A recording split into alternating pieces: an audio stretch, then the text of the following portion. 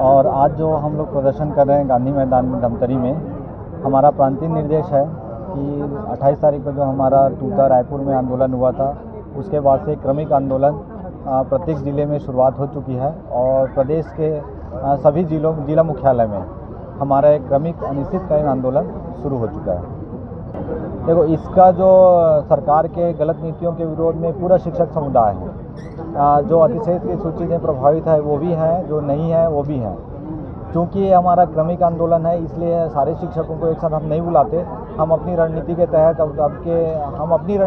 शिक्षकों को आह्वान करते हैं। जैसे कल हमने जिला मुख्यालय में धरना प्रदर्शन किया था, लगभग 1,500-2 हज़ार हमारे साथी उपस्थित थे और इस तरीके से हमारा आंदोलन जारी रहेगा। मांग क्या है? हमारी मांग ये है कि प्रांत स्तर पे हमारी 4 सूत्री मांग है, जिसमें अभी तत्कालिक जो हमारी समस्या है कि युक्तिकरण, जिसमें हम सरकार के युक्तिकरण की नीति का विरोध नहीं कर रहे हैं। हम चाह रहे हैं कि सरकार युक्तिकरण करे, परंतु जिन विद्यालयों में शिक्षक की कमी है वहाँ शिक्षक भेजें, लेकिन 2008 के सेटअप के साथ छेड़खानी मत करें।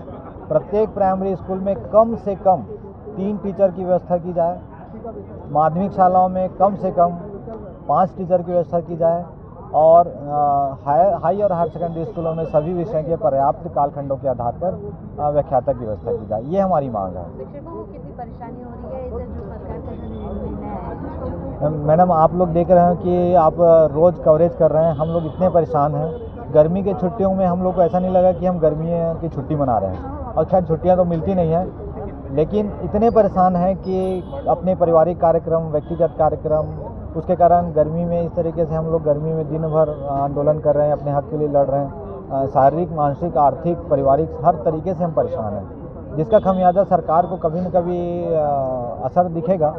क्योंकि शिक्षा, हम आज वेतन के लिए लड़ाई नहीं कर रहे हैं, न कि हम ये बोल रहे हैं हमें भत्ते दीजिए। हम ये कह रहे हैं कि आप छत्तीसगढ़ में शिक्षा को बचाइए, गुणवत्ता को बचाइए। प्राइमरी स्कूल में, मिडिल स्कूल में, हायर सेकेंडरी स्कूलों में, सरकारी स्कूलों में गरीब बच्चे पढ़ते हैं, गांव के बच्चे पढ़ते हैं।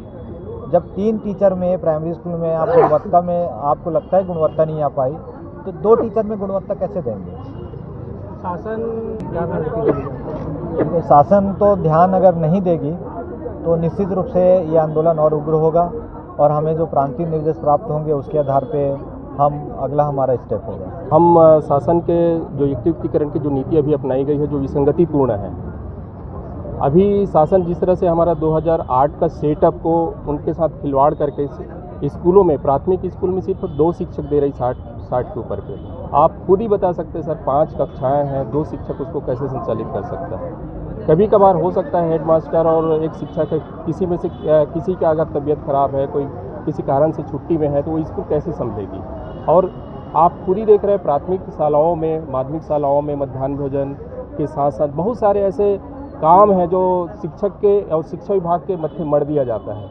इससे हम देख पा रहे हैं कि हमारा शिक्षा पूरी तरह से ये चरमरा जाएगी। इस तरह की स्थितियां हैं और बहुत सारे ऐसे हायर सेकेंडरी विद्यालयों में भी हमने कल कलेक्टर महोदय से भी हमने मिला था, उनसे हमारी बात हुई कि बहुत सारी विसंगतिपूर्ण जो सूची है उस सूची का फिर से परीक्षण करवाया जाए, उसके बाद काउंसलिंग करवाया जाए। तो संगठन के बात को रखते हुए उन्होंने 1 दिन का अवसर तो उन्होंने दिया। जो काउंसलिंग आज होने वाली थी 3 तारीख को, वो टल करके 4 तारीख को की गई है।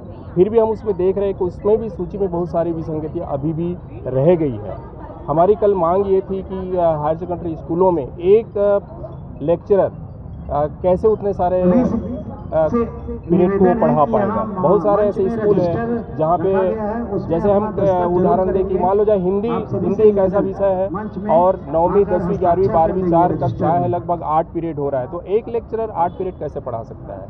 तो उसमें जो नीति में अभी के 2020 की नीति में भी जो लागू किया गया है, जिसमें कि 4 पीरियड एक शिक्षक के, तो भैया 8 या 9 पीरियड, 4 पीरियड में एक लेक्चरर, 8 में 2 लेक्चरर और 9 में तो 3 लेक्चरर वहाँ ज़रूरत पड़ेगी ही पड़ेगी।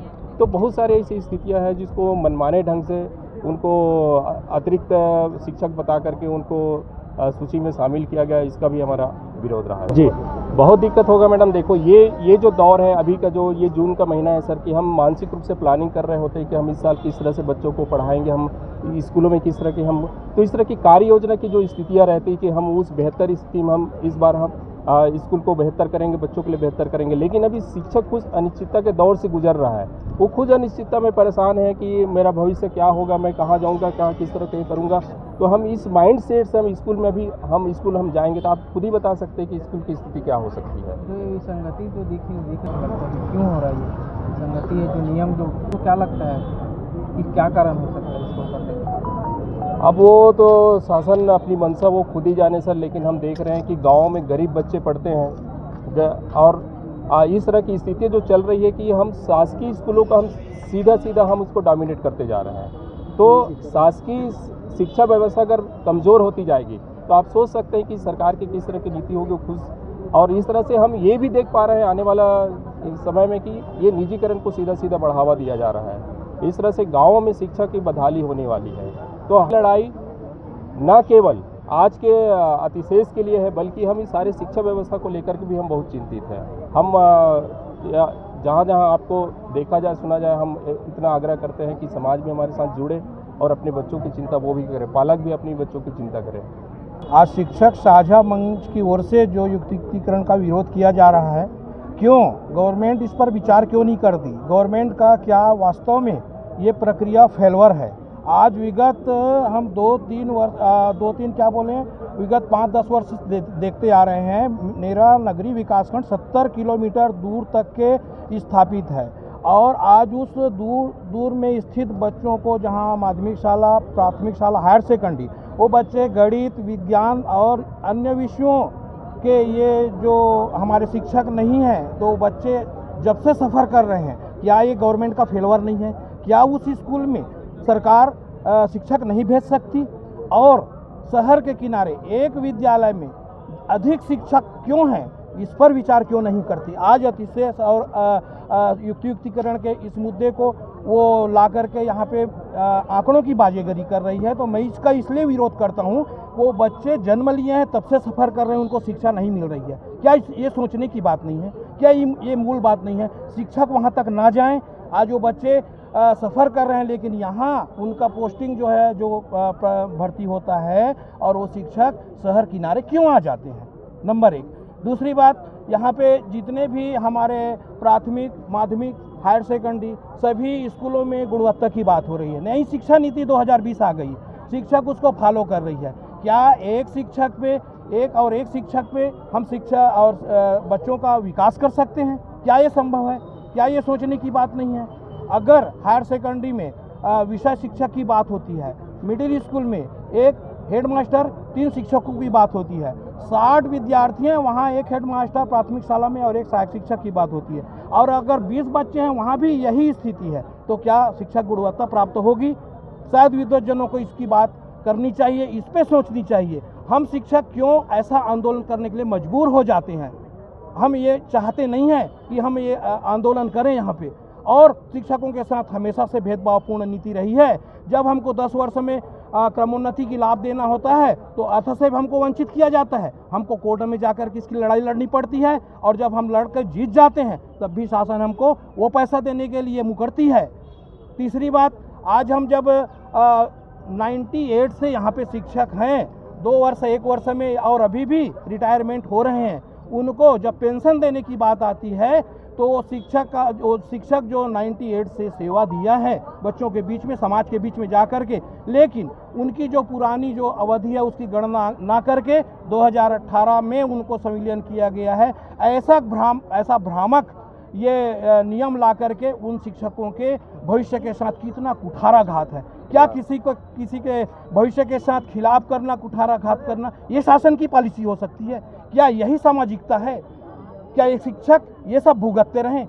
ये महत्वपूर्ण बातों पे अगर शासन प्रशासन विचार करती है तो हम सब मिल करके ऐसे दुरूह कार्य को संयोजित कर सकते हैं और हमेशा के लिए बच्चे शिक्षा से कभी वंचित नहीं होंगे। ये आप लोगों का जो प्रदर्शन है आज जैसे शुरू हुआ है, कल आपने ज्ञापन दिया था, आगे कब तक चलने वाला है क्या? अभी हमारा जो साझा मंच है, कल हमने ज्ञापन दिया है, आज हम जिला मुख्यालय में प्रथम दिवस है, और हम जिस मुद्दे को लेकर के बैठे हैं मैडम, हमारा शिक्षकों का हित नहीं होता तब तक हम इस मुद्दे को लेकर बैठे रहेंगे।